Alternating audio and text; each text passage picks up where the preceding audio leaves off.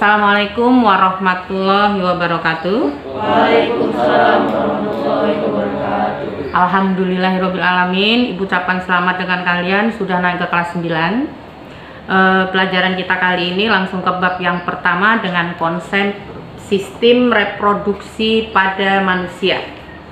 Nah, karena kita akan membahas sistem reproduksi pada manusia, di sini ada beberapa pesan moral untuk kalian. Yang pertama, nanti saat kita belajar tentang sistem reproduksi, kalian tidak boleh berpikir yang aneh-aneh. Tidak boleh. Kenapa? Kita sekarang sedang belajar. Mudah-mudahan dengan belajar ini, kalian akan lebih peduli, akan lebih menyadari betapa pentingnya alat reproduksi pada manusia. Seperti telah difirmankan oleh Allah di dalam surat An-Nur ayat 30. An-Nur ayat 30. Kita diwajibkan menjaga pandangan, menjaga kemaluan dan memeliharanya. Oke, itulah pesan moral. Mudah-mudahan dengan belajar sistem reproduksi ini akan menambah ketakwaan dan keimanan kita kepada Allah Subhanahu wa Ta'ala. Amin ya robbal alamin. Oke, sistem reproduksi pada manusia, konsep yang akan kita bahas kali ini ada pembelahan sel, ada struktur dan fungsi sistem reproduksi manusia, kemudian penyakit pada sistem reproduksi. Nah, sistem reproduksi pada manusia tentu tahu hanya ada dua, yaitu pada pria dan pada wanita. Ini sebenarnya sudah pernah kalian bahas saat duduk di kelas 5 SD. Nah, untuk sistem reproduksi kali ini yang akan kita bahas yaitu sistem reproduksi pada pria. Nah, sistem reproduksi pada pria itu secara bagiannya itu ada organ bagian luar dan organ bagian dalam. Kenapa disebut organ bagian luar? Ya karena tampak dari luar. Kenapa disebut organ bagian dalam? Dia nggak bisa langsung kita amati. Oke. Sekarang langsung ke alat reproduksi pada pria atau pada laki-laki. Oke, kita mulai dulu dari organ bagian luar. Organ bagian luar, oh ya sebelum melanjutkan kalian bisa menyimak di buku panduan yang kalian pegang ya. Organ bagian luar yang pertama itu skrotum. Nah, di layar monitor juga ada nak, perhatikan dulu sebentar. Ini skrotum itu kantong testis. Ini perhatikan di layar monitor, kantong testis. Fungsinya untuk apa? Menjaga suhu testis. Testis itu yang mana ini nih, yang kayak telur ini nih. Nih, ini namanya testis. Nah, jadi testis itu dilindungi oleh kantong yang namanya apa tadi? Skrotum. Nah, contoh yang nyata, bagaimana sih skrotum itu bisa dibilang kalau dia menjaga suhu testis? Contoh, kalau pagi hari kamu punya adik laki-laki di rumah, kulit yang membungkus skrotum itu tebal. Dia punya pori-pori. Nah, kalau pagi hari supaya suhu di dalam testis itu tetap seperti yang diinginkan oleh testis, maka pori-pori akan menciut. Kalau pori-pori menciut, maka kantongnya itu akan mengkerut, gitu. Nah, kalau siang, pori-porinya membuka. Karena membuka, maka kantongnya itu akan kendur. Kenapa membuka? Ya itu tadi untuk menjaga supaya suhu testis tetap seperti yang diinginkan oleh testis itu sendiri. Yang kedua, penis. Ini fungsinya untuk apa? Ini untuk saluran kencing dan saluran sperma. Jadi laki-laki itu mengeluarkan urin air kencing dengan mengeluarkan sperma itu dalam satu jalan, yaitu yang disebut dengan penis. Oke, yang berikutnya organ bagian dalam.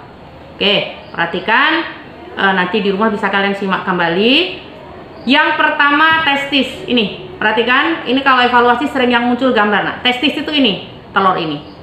Nah, testis ini untuk pria yang normal itu mempunyai satu pasang. Jadi ada dua testisnya. Itu ibu bilang kalau normal. Jadi dia punya sepasang testis. Untuk apa fungsinya? Ini memproduksi sperma. Jadi manusia laki-laki, manusia ya. Apa itu? Pria itu memproduksi sperma itu di testis. Dan yang kedua fungsinya dia bisa menghasilkan hormon testosteron. Sperma itu apa sih? Nanti fungsinya dia untuk membuahi sel telur yang dihasilkan oleh wanita. Nah, kemudian hormon testosteron itu apa? Hormon testosteron itu berfungsi untuk merangsang pertumbuhan fisik pada laki-laki. Contohnya, tumbuh jakun. Oh, berarti kalau sudah tumbuh jakun saya udah dewasa, udah pubertas. Iya. Kemudian suara, dulu suaranya melengking menjadi besar, tubuh kumis dan lain-lain lah. Itu adalah fungsi dari hormon testosteron. Nah, sperma itu kalau ukurannya sangat kecil, nah itu bentuknya seperti ini kira-kira. Jadi dia ada kepala, kemudian ada bagian tengah ini, lehernya ya, ini kepala, kemudian leher, kemudian ada badannya dan ada ekor. Kenapa bentuknya seperti ini? Karena sperma itu harus aktif karena dia harus memburu sel telur supaya bertemu dengan sel telur. Nih, jadi testis itu ini ya. Tadi pembungkusnya ini apa namanya, Nak? Namanya skrotum. Oke. Yang berikutnya epididymis, tempat menyimpan sperma. Perhatikan, ini ada tanda seperti koma. Jadi di atas testis itu ada kulit yang seperti menebal, itu namanya epididymis. Fungsinya untuk menyimpan sperma sementara. Tadi testis fungsinya untuk apa? Menghasilkan sperma. Setelah dihasilkan disimpan di epididymis. Bukan apa kok disimpan? Iya, testis itu menghasilkan sperma terus menerus. Nah, sebelum dikeluarkan disimpan dulu di yang namanya epididymis. Terus Bu, nanti dia keluar. Iya, kalau dia sudah penuh maka dia akan keluar. Kapan keluarnya? Menunggu rangsangan. Kapan rangsangannya? Satu, bisa melihat sesuatu yang bisa merangsang sperma itu keluar. Yang kedua, nggak asing lagi, ustadz-ustadznya juga bilang pelajaran agama itu biasanya pria mimpi basah. Nah itu ya, ulangi sekali lagi, testis menghasilkan sperma, terus epididymis untuk apa, Nak? Menyimpan sperma. Oke, yang berikutnya itu vas deferens. Yuk tolong diingat ya. Jadi testis menghasilkan sperma, disimpan di epididymis. Setelah disimpan itu sperma akan bergerak menuju ke vas deferens. Lihat ini, menuju ke vas deferens, terus bergerak sampai dia ke uretra dan akhirnya keluar. Nah, jadi vas deferens itu fungsinya untuk apa? Fungsinya sebagai jalannya keluarnya sperma. Oke, uretra. Ibu tadi sudah bilang dari vas deferens terus sperma akan keluar menuju ke uretra. Uretra ini sebagai saluran urin dan saluran sperma. Jadi pria itu mengeluarkan urin dan mengeluarkan sperma dalam satu jalan. Tapi tidak pernah pria itu mengeluarkan urin dan sperma dalam waktu yang bersamaan. Ini karunia Allah yang luar biasa. Merupakan karunia yang harus kita jaga. Kenapa? Alasannya nanti akan dijelaskan ya.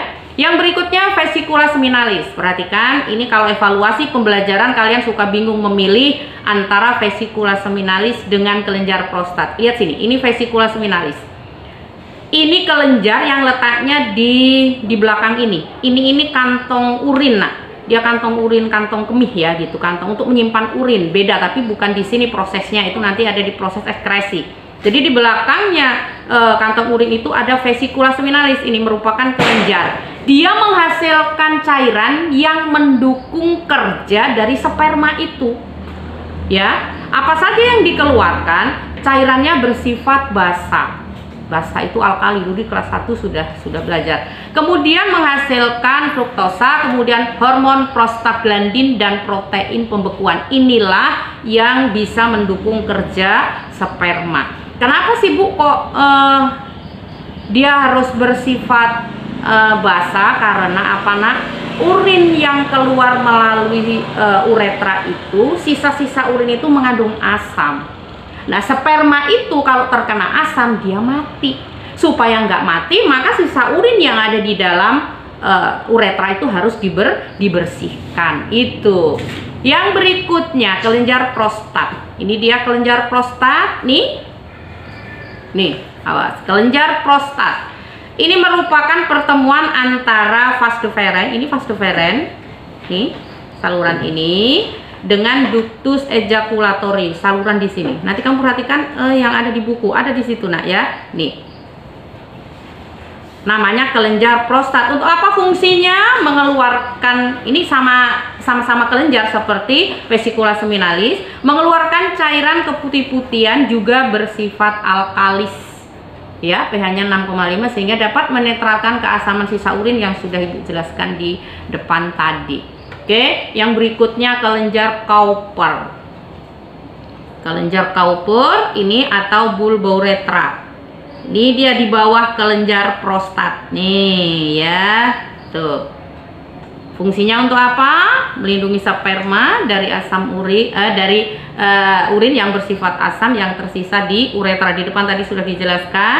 Kemudian ada sedikit bukan perbedaan ya, ada sedikit fungsi dari kelenjar Cowper ini. Jadi sebelum sperma itu keluar, si kelenjar Cowper ini akan mengeluarkan lendir atau cairan yang kental dulu. Jadi cairannya itu lengket, kental, jadi dia nempel di sekitar apa tuh? Di sekitar dinding-dinding uretra.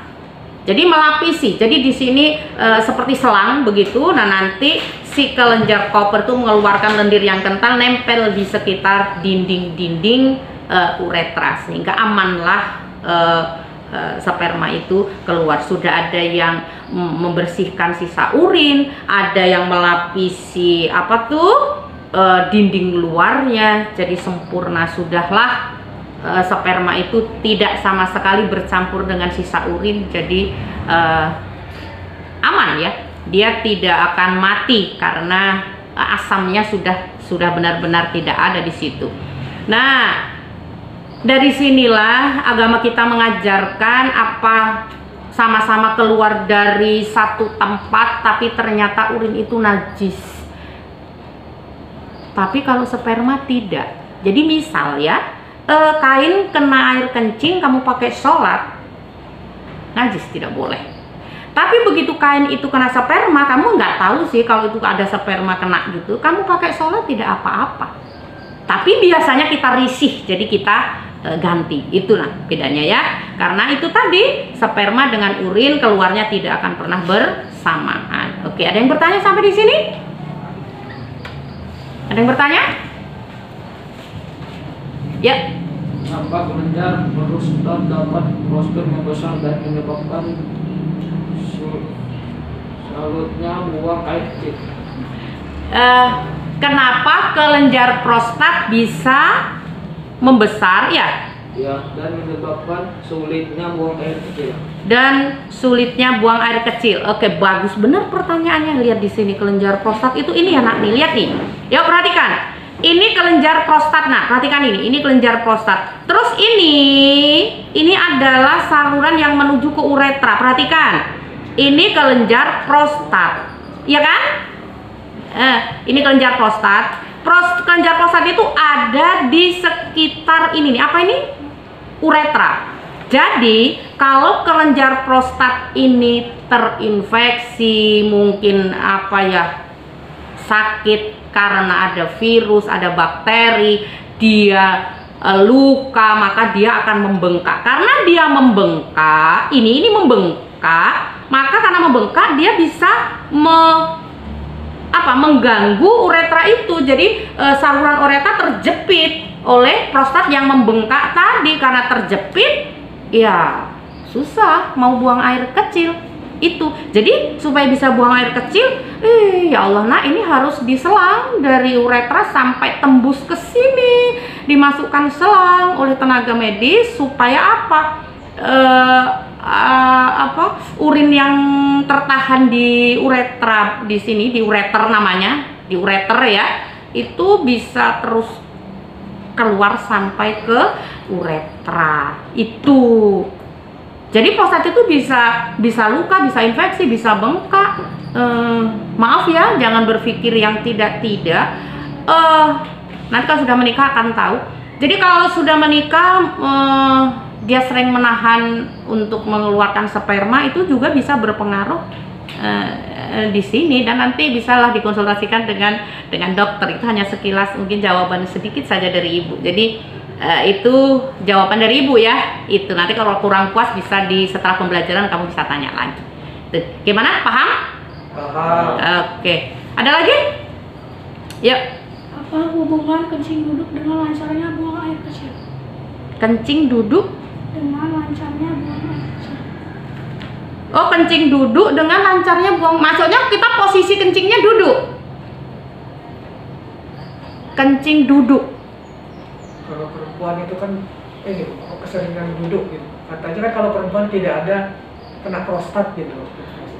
Oh iya, karena gini, kalau prostat itu dimiliki oleh laki-laki, tapi ada loh hubungannya antara kita duduk dengan sering duduk itu membuat kita sulit menahan air kencing. Sebenarnya nggak sulit sih kalau kita begitu. Ini beda ya, nah ini Ibu jelaskan bukan sistem reproduksi, ini sistem ekskresi karena ada kaitannya dengan kantong kemih ini, dengan kantong urin. Kalau kita sering duduk dan menahan kencing, itu sebenarnya berpengaruhnya di saluran yang dari ginjal, dari ureter dan uretra. Itu sebenarnya pengaruhnya di situ. Makanya kalau kita sudah kebelet pipis, kebelet kencing, kantong urin udah penuh, ya udah cepet dibuang aja.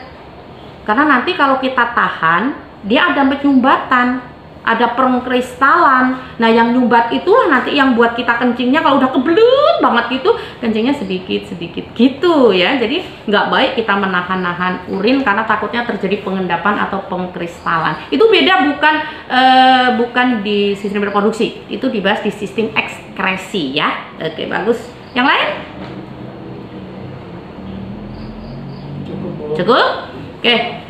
Tadi sampai kelenjar Cowper sudah, ya ini sudah. Sekarang kesimpulan saluran reproduksi pria.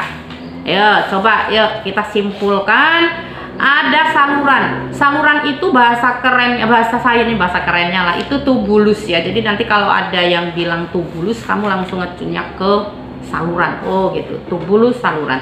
Saluran pada reproduksi pria itu ada vas deferens.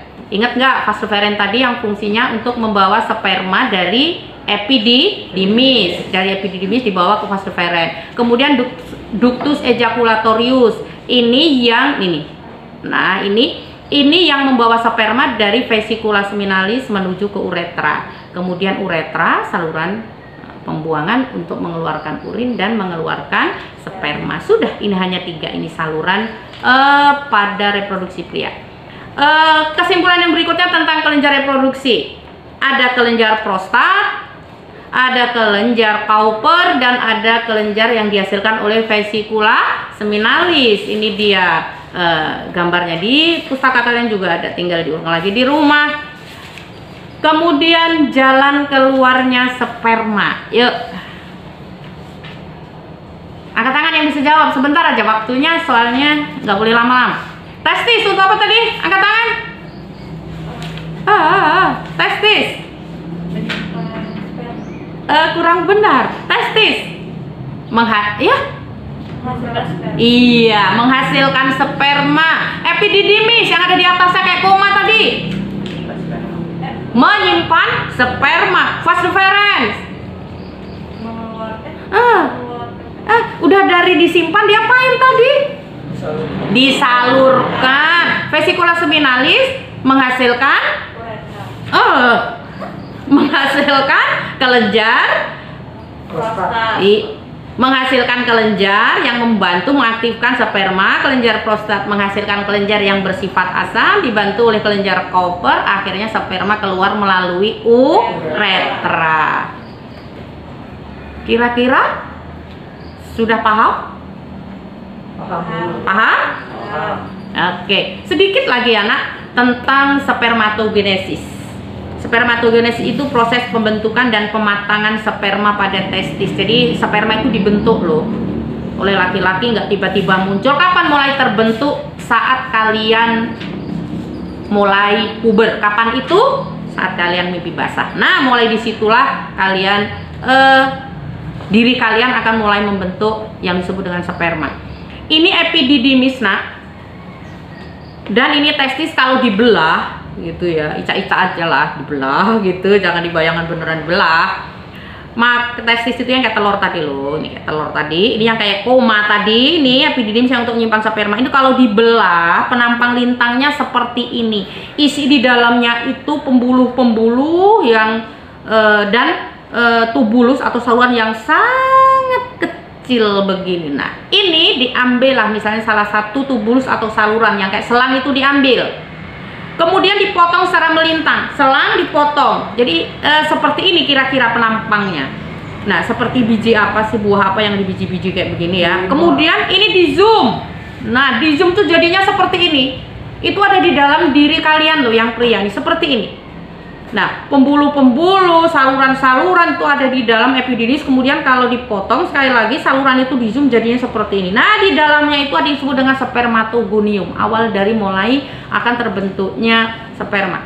Spermatogonium ini sifatnya diploid. Nanti akan dibahas lebih detail kalau kalian di jenjang pendidikan yang lebih tinggi. Nah, spermatogonium itu akan membelah secara mitosis. Jadi pembelahan sel itu ada mitosis, ada meiosis. Akan membelah secara mitosis, membentuk dua spermatosit primer nih. Nah, membelah, tapi membelahnya bukan secara mitosis, tapi secara meiosis. Nah, spermatosit sekunder ini satunya itu membelah lagi menjadi dua bagian, yaitu satu spermatosit sekunder itu membelah menjadi dua bagian yang disebut dengan spermatid, ya, membelahnya secara meiosis. Satu spermatid ini sifatnya udah haploid, ini akan menjadi satu spermatozoa atau satu sperma, satu sperma, satu sperma, satu sperma. Bu, berarti spermanya cuma 4, tidak. 1 mili saja sperma laki-laki itu bisa mengandung berpuluh-puluh juta sperma. 1 mili saja, nak, satu, ibaratnya tetes itu mengandung puluhan juta sperma. Tapi nanti yang masuk bisa menembus ke sel telur itu hanya 1.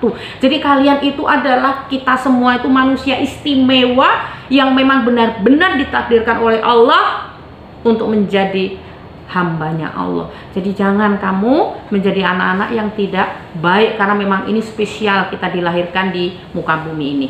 Oke, kesimpulan. Mudah-mudahan di pembelajaran terakhir dari pertemuan kita kali ini kalian akan semakin termotivasi untuk belajar, ya. Spermatogenesis, proses pembentukan sperma. Kesimpulannya terjadinya di dalam testis. Oke. Dimulai saat pria sudah sudah mimpi basah lah gitu ya. Kemudian berlangsung terus-menerus. Ibu emang kalau udah tua gitu masih menghasilkan sperma? Iya. Terus selagi masih aktif testisnya, pembuluh-pembuluh di dalamnya, epididymisnya masih bagus, masih bisa menghasilkan sperma secara terus-menerus. Ini di depan tadi sudah Ibu jelaskan. Mudah-mudahan, apa masih ada yang mau bertanya? Saya, Bu. Iya. Apa benar buah kelapa muda menghasilkan sperma yang baik? Buah kelapa muda bisa menghasilkan sperma yang baik. Buah kelapa muda apa airnya? Maksudnya airnya dan Nah, iya.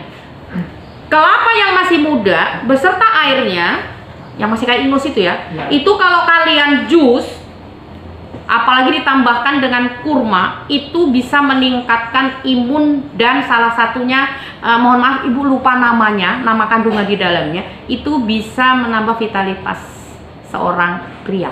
Tapi namanya ada sih, tapi Ibu nggak ingat. Itu bagus ya, itu bisa menjadi pengganti isotonik juga di dalam tubuh kita. Jadi misalnya kekurangan cairan, kekurangan ginjal kita kurang bekerja dengan baik karena ada kaliumnya kalau tidak salah. Nanti kalau misalnya benar kurang benar kita ralat lagi ya. Itu jadi kandungannya memang luar biasa, bisa menggantikan cairan tubuh yang hilang. Itu mungkin itu yang bisa saya jawab. Ada lagi? Cukup. Kalau tidak ada lagi yang jawab, pertemuan kita kali ini cukup sampai di sini. Selamat belajar di rumah, tetapi untuk tugas kalian itu silahkan dibuka buku paketnya di halaman 8. Tapi ada gambar kan, Nak? Ya, halaman 8 bukan hanya kalian sebutkan namanya saja, tapi kalian sebutkan nama dan fungsinya. Jawaban nanti ditulis, misalnya A namanya apa, fungsinya untuk apa, B namanya apa, fungsinya untuk apa. Sebenarnya cuma itu saja. Terima kasih atas perhatiannya. Mohon maaf atas segala kekurangan. Ibu akhiri wabillahi taufiq wal hidayah. Wassalamualaikum warahmatullahi wabarakatuh. Waalaikumsalam warahmatullahi wabarakatuh.